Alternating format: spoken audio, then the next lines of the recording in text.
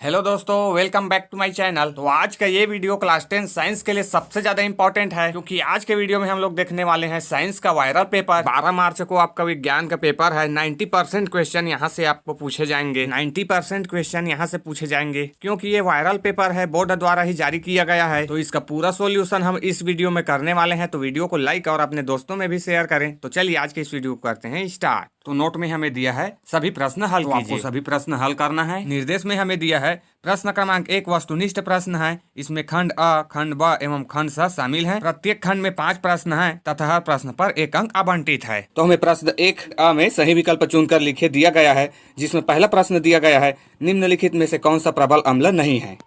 तो इनमें से कौन सा प्रबल अम्ल नहीं है, तो इसका राइट आंसर है ऑप्शन सा, जो कि मोस्ट इंपॉर्टेंट क्वेश्चन है फ्रेंड। तो निम्नलिखित में से कौन सा प्रबल अम्ल नहीं है, तो ये CH3COOH अर्थात एसिटिक अम्ल, इसी को एसिटिक अम्ल कहते हैं। और ये HCl, HNO3 और H2SO4 ये सभी के सभी प्रबल अम्ल हैं। ठीक है, आपसे प्रबल अम्ल भी पूछा जा सकता है। HCl, HNO3 और H2SO4 ये सभी प्रबल अम्ल हैं और एसिटिक अम्ल दुर्बल अम्ल हैं, अर्थात प्रबल अम्ल नहीं है। दूसरा ऑब्जेक्टिव क्वेश्चन दिया है मेंडलीव की आवर्त सारणी में तत्वों को निम्नानुसार व्यवस्थित किया गया है। तो मेंडलीव ने अपनी आवर्त सारणी में तत्वों को कैसा व्यवस्थित किया था, तो इसका राइट आंसर है ऑप्शन ब, परमाणु भार वृद्धि के क्रम में। मेंडलीव ने अपने आवर्त सारणी में तत्वों को परमाणु भार वृद्धि के क्रम में रखा था। तीसरा क्वेश्चन दिया है निम्नलिखित धातुओं में से कौन सी सबसे सक्रिय धातु है।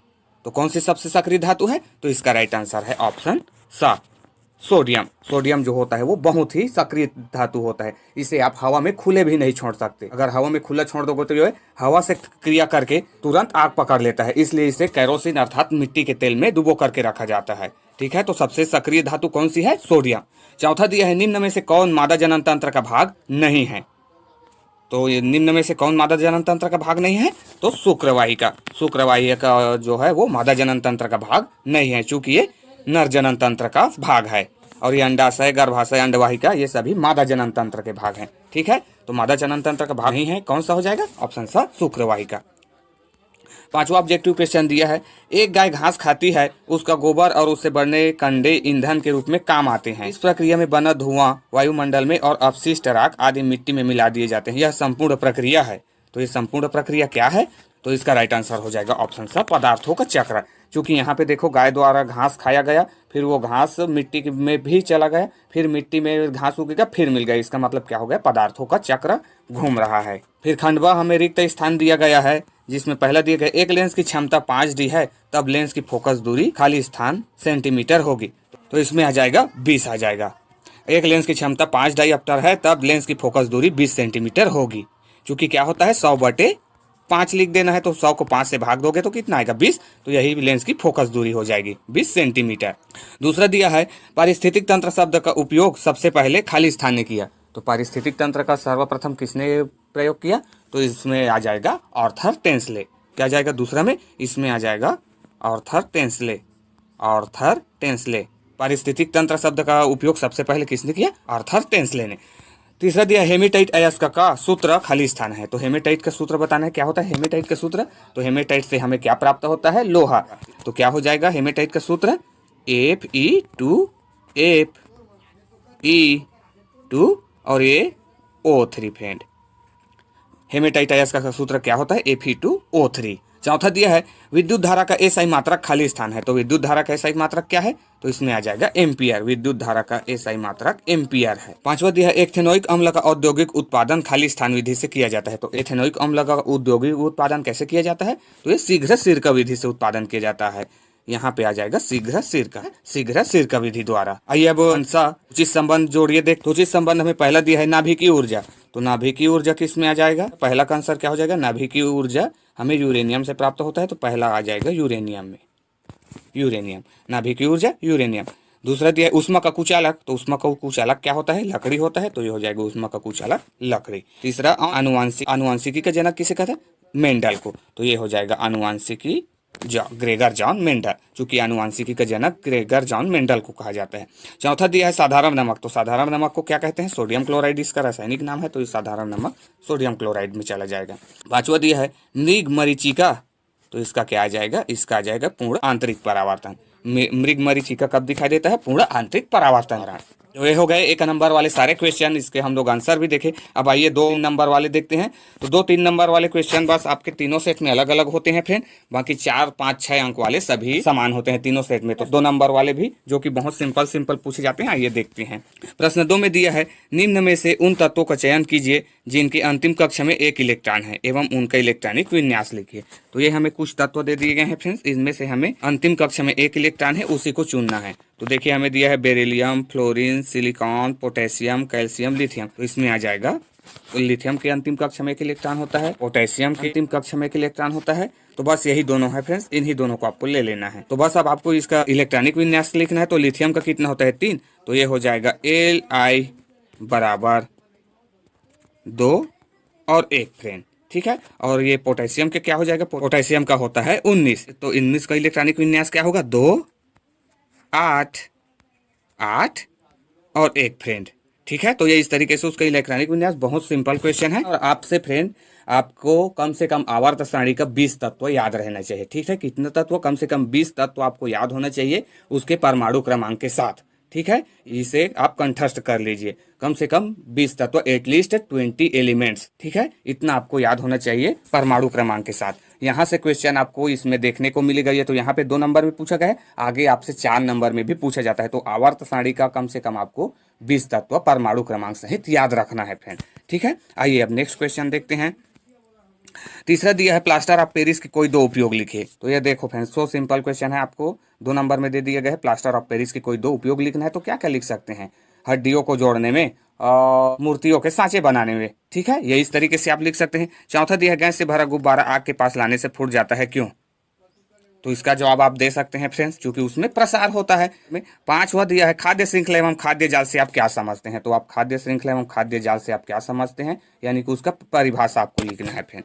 फिर 6वां दिया है, प्रकींड यानी कि एंजाइम किसे कहते हैं। एंजाइम किसे कहते हैं, 2 प्रकींडुओं यानी कि एंजाइम के नाम लिखे। तो ये भी सो सिंपल क्वेश्चन है फ्रेंड, 2 नंबर में आप आसानी से बना सकते हैं। फिर हमें निर्देश दिया है 7 से 10, 3 अंक के प्रश्न है। तो आइए इसे अब देखते हैं। 7वां प्रश्न दिया है, सोलर कुकर बॉक्स में समतल दर्पण परावर्तक उपयोग किया जाता है, समझाइए क्यों। तो इसका आप सिंपल सा मेथड बता सकते हैं, चूंकि समतल दर्पण प्रकाश को अच्छा परावर्तित करता है, ठीक है। इस टाइप का आप बना के भी लिख सकते हैं ऐसे क्वेश्चनों को। 8वां प्रश्न दिया है, बताइए कि आप समतल, अवतल तथा उत्तल दर्पण की पहचान प्रतिबिंब देखकर किस प्रकार कर सकते हैं। सो सिंपल क्वेश्चन है। तो क्या कहा गया, प्रतिबिंब देखकर। तो आपने एक ग्लास लिया, उसके सहायता से आपने कोई चीज देखी, तो अगर वस्तु बड़ा दिख रहा है तब क्या होगा, वस्तु छोटा दिख रहा है तब क्या होगा, वस्तु के समान दिख रहा है तब क्या होगा। यही कंडीशन तो आपको बताना है, ठीक है। बहुत सिंपल क्वेश्चन है। वहाँ चुंबक के 3 प्रमुख गुण लिखिए। तो चुंबक आप लोग जानते हो, चुंबक के 3 गुण आपको लिखना है। 10वां है, एक ही जाति समूह में उपस्थित सभी जीवों के लक्षण समान होते हैं, इस समानता के कोई 3 कारण लिखिए। कि एक जाति के समूह में उपस्थित सभी जीवों के लक्षण क्यों समान होते हैं, इसके बारे में आपको कोई 3 कारण लिखना है। 11 से 14 4-4 अंक में दिया है, ये सभी के सभी 3 सेट में सेम क्वेश्चन होते हैं फ्रेंड्स। तो प्रश्न 11 दिया गया है, सिरे से एथेनॉल के औद्योगिक उत्पादन का वर्णन निम्नलिखित बिंदुओं में कीजिए, जो कि मोस्ट इंपोर्टेंट क्वेश्चन है, जिसमें आपको किसके अंतर्गत करना है। पहला अ, नामांकित चित्र, तो आपको चित्र बनाने आना चाहिए, और दूसरा ब, उसका रासायनिक समीकरण। बस 2 ही नामांकित चित्र और रासायनिक समीकरण लिखना है, ये 4 नंबर में पूछा जाएगा, जो कि मोस्ट इंपोर्टेंट है। अथवा में दिया है, पीवीसी की संघनित संरचना लिखकर इसके कोई 2 उपयोग लिखिए। तो आपको पीवीसी यानी कि पॉलीविनाइल क्लोराइड की संघनित संरचना लिखकर इसके कोई 2 उपयोग लिखना है, जो कि मोस्ट इंपोर्टेंट है, ये भी आपसे तैयार होना चाहिए। 12वां क्वेश्चन दिया है, ऑक्सी एवं अनाक्सी श्वसन में 4 अंतर लिखिए। तो आपको ऑक्सी एवं अनाक्सी श्वसन में 4 अंतर लिखना है, जो कि आपसे 4 नंबर में पूछा जाएगा। तो ये तो क्वेश्चन आपसे रेडी ही रहना चाहिए। अथवा में हमें दिया है, लैंगिक एवं अलैंगिक प्रजनन में 4 अंतर लिखिए। आपको लैंगिक एवं अलैंगिक प्रजनन में 4 अंतर लिखने के लिए आएगा, तो इसे भी आप तैयार करके रखिए। ये सभी क्वेश्चन मोस्ट इंपोर्टेंट है। 13वां प्रश्न दिया है, प्रभावी एवं अप्रभावी लक्षण क्या है, उदाहरण देकर स्पष्ट कीजिए। प्रभावी और अप्रभावी ये दोनों लक्षण क्या है, उदाहरण देकर आपको स्पष्ट करना है। अथवा में दिया है, सजातीय एवं समृद्धि लक्षण क्या है, उदाहरण देकर स्पष्ट कीजिए। तो ये भी 4 नंबर का मोस्ट इंपोर्टेंट क्वेश्चन है, सजातीय एवं समृद्धि लक्षण क्या है, उदाहरण देकर स्पष्ट कीजिए। 14वां प्रश्न दिया है, कुछ पदार्थों के नाम और उनके पीएच मान सारणी में दिए गए हैं, आंकड़ों का विश्लेषण कर निम्नलिखित प्रश्नों को उत्तर दीजिए। तो ये देखो फ्रेंड, ये सो सिंपल क्वेश्चन है, और ऐसा ही आपको क्वेश्चन आएगा ही आएगा, सेम ऐसा ही क्वेश्चन आएगा, और ये बहुत आसान होता है। तो आइए इसे जानते हैं, इसे तो ऐसे ही हल कर सकते हैं। तो हमें पीएच मान साड़ी में दिए गए हैं, तो हमें आंकड़ों का विश्लेषण करके इन प्रश्नों का जवाब देना है। तो हमें खाने के सोडा का विलयन कर दिया गया है, पीएच मान 8.2, नींबू का रस 2.2, पानी 7.0, सोडियम हाइड्रोक्साइड विलियम 13.0। तो हमें प्रश्न दिया गया है यहाँ पे किस पदार्थ की प्रकृति क्षारीय है।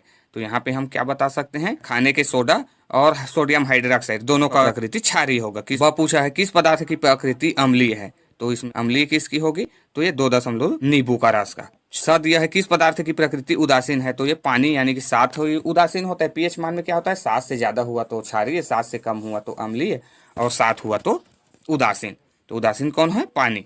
फिर चौथा प्रश्न दिया है कौन सा पदार्थ प्रबल क्षार है, तो इसमें आ जाएगा सोडियम हाइड्रोक्साइड, चूंकि इसी का पीएच मान सबसे ज्यादा है तो यही प्रबल क्षार होगा, कौन, सोडियम हाइड्रोक्साइड विलियम। तो ये देखो फ्रेंड, ऐसा ही क्वेश्चन आपसे पूछा जाएगा, तो इसे आप तैयार करके ही रखिए, आएगा ही आएगा क्वेश्चन में, ठीक है। और सो सिंपल, बहुत सिंपल होता है। आइए नेक्स्ट क्वेश्चन देखते हैं। इसी के अथवा में हमें दिया 3 तत्वों की परमाणु संख्या क्रमशः 5, 7 एवं 10 है। लिखिए कि ये देखो, ये आवर्त सारणी से है क्वेश्चन है ना, तो आवर्त सारणी के कम से कम आपको 20 तत्व परमाणु क्रमांक सहित याद होगा, तभी ये क्वेश्चन आपसे बनेगा। तो देखो हमें अथवा में क्या है, 3 तत्वों की परमाणु संख्या दे दिया है, 5, 7 एवं 10 है। लिखिए कि कौन सा तत्व वर्ग 18 का है। इसमें अगर आपको परमाणु क्रमांक सहित तत्वों का नाम याद है तब आप आसानी से बना सकते हैं। तो कौन सा तत्व वर्ग 18 का है, तो इसमें 10 वाला 18 तत्व में आ जाएगा, 18 वर्ग का। कौन सा तत्व वर्ग 15 का है और कौन सा तत्व वर्ग 13 का है। तो ये सभी आप, अगर 20 तत्व आपको परमाणु क्रमांक सहित याद है तब आप आसानी से बता सकते हैं, ठीक है। तो ऐसा क्वेश्चन आप हमेशा तैयार करके रखिएगा, ये 100% है। प्रश्न 15, 16 5-5 अंक का है, जिसमें प्रश्न 15वां दिया है विद्युत जनित्र, मोस्ट इंपोर्टेंट है फ्रेंड। विद्युत जनित्र अर्थात डायनेमो का वर्णन निम्न शीर्षकों के अंतर्गत कीजिए। सिद्धांत, नामांकित रेखा चित्र और कार्यविधि, ये सभी आपको आने चाहिए। 5 नंबर में पूछा जाएगा और ये मोस्ट इंपोर्टेंट क्वेश्चन है। विद्युत अथवा में हमें दिया है किसी दंड चुंबक के उत्तरी ध्रुव को भौगोलिक उत्तर की ओर रखकर चुंबकीय बल रेखाएं खींचने संबंधी प्रयोग का वर्णन निम्न बिंदु के अंतर्गत कीजिए। तो फ्रेंड्स, ये प्रयोग के लिए आपको दिया जाता है मैग्नेट चुंबक, जिसमें बल रेखा खींचने के लिए आपको प्रैक्टिकल दिया जाता है, तो जो किए हो उसी को आपको लिखना है। तो क्या क्या प्रयोग किए, तो अगर प्रयोग किए होंगे तो आप तो आसानी से इसे बना सकते हो, है ना। नामांकित चित्र बनाना बहुत आसान है, इसका प्रयोग विधि लिखना है और 2 सावधानियां, ठीक है। तो बहुत सिंपल है, अगर प्रैक्टिकल किए हो, नहीं किए हो तो एक बार पढ़ लो, याद हो जाएगा। 16वां है गोली अवतल दर्पण की वक्रता त्रिज्या r एवं फोकस दूरी f में संबंध स्थापित कीजिए। ये देखो फ्रेंड्स, ये भी आपके बोर्ड एग्जाम के लिए वेरी IMP है। आपको गोली अवतल दर्पण की वक्रता त्रिज्या r एवं फोकस दूरी f में क्या संबंध है ये स्थापित करना है, ठीक है। तो जो कि मोस्ट इंपोर्टेंट क्वेश्चन है, तो ये भी आपसे तैयार होना चाहिए। अथवा में हमें दिया है प्रकाश का परावर्तन किसे कहते हैं, परावर्तन के नियम लिखकर नामांकित रेखा चित्र बनाइए। तो ये भी 5 नंबर में पूछा जाएगा, जो कि वेरी इंपॉर्टेंट और वेरी इजी क्वेश्चन है। तो आपको प्रकाश का परावर्तन किसे कहते हैं अर्थात उसका परिभाषा लिखना है, फिर परावर्तन के नियम लिखना है, आपको 2-3 नियम है उसको लिख लेना है और एक चित्र बना देना है, बस फ्रेंड आपको 5 नंबर मिल गया। 17 और 18 6 अंक का है। तो आइए इसे देखते हैं जो कि दिया गया है। तो 17वां क्वेश्चन अब हमें दिया गया है, तो अ में हमें दिया है धातु एवं अधातु में भौतिक गुणों के आधार पर 3 अंतर लिखिए। तो धातु और अधातु में भौतिक गुणों के आधार पर 3 अंतर लिखने के लिए कहा जाएगा, जो कि मोस्ट इंपोर्टेंट है। ब दिया है निम्नलिखित क्रियाकलाप हाइड्रोजन के किन गुणों को दर्शाते हैं। तो ये हाइड्रोजन के बारे में आपको कुछ दे दिया गया है, इसके बारे में आप क्या जानते हैं इसको बताना है। तो पहला, हाइड्रोजन गैस से भरा गुब्बारा हवा में उड़ता है, तो इसका आपको कारण बताना है क्यों उड़ता है। दूसरा दिया है हाइड्रोजन गैस से भरे जार के मुंह के समीप जलती तीली ले जाने पर पॉप की आवाज आती है, ये क्यों आती है ये आपको बताना है, ठीक है। फिर हमें अथवा में दिया है खनिज एवं अयस्क में उदाहरण सहित अंतर लिखिए, कोई 3। तो आपको खनिज एवं अयस्क जो कि सो सिंपल और वेरी इंपॉर्टेंट क्वेश्चन है, तो इसे आप तैयार करके रखिए। तो कोई 3 अंतर लिखना है आपको खनिज एवं अयस्क में।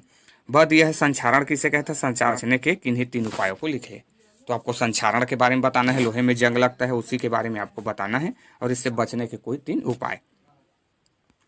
फिर 18 क्वेश्चन हमें दिया है मनुष्य के पाचन तंत्र का स्वच्छ नामांकित चित्र बनाइए। मोस्ट इंपोर्टेंट क्वेश्चन है फ्रेंड, मनुष्य के पाचन तंत्र का आपका बस मात्र स्वच्छ नामांकित चित्र बनाना है, यहाँ पे वही बस कहा गया है। ब में हमें दिया आमाशय में स्रावित HCl का कार्य लिखिए, कोई 3। तो आमाशय में स्रावित HCl का कोई कार्य 3 लिखना है, ये 3 नंबर का रहेगा। और ऊपर में पाचन तंत्र का स्वच्छ नामांकित चित्र बनाओगे उसमें 3 नंबर रहेगा, ठीक है, जो कि सो सिंपल है, ठीक है। और अथवा में हमें दिया गया है मानव हृदय के लंबवत काट कर स्वच्छ नामांकित चित्र बनाइए। तो इसमें भी अथवा में हमें इसमें मानव हृदय का लंबवत काट का स्वच्छ नामांकित चित्र बनाने के लिए कहा गया। और ब में प्रकाश संश्लेषण की परिभाषा लिखकर प्रक्रिया का रासायनिक समीकरण लिखिए। तो ये भी सो सिंपल क्वेश्चन है फ्रेंड। तो ये सभी के सभी क्वेश्चन आपके बोर्ड एग्जाम में आएंगे ही। ठीक है, तो ये सभी क्वेश्चन आपसे तैयार होना चाहिए। तो आज के वीडियो में बस इतना ही। अगर वीडियो आपको अच्छा लगा तो वीडियो को लाइक और अपने दोस्तों में भी शेयर करें और चैनल को सब्सक्राइब जरूर से कर लें।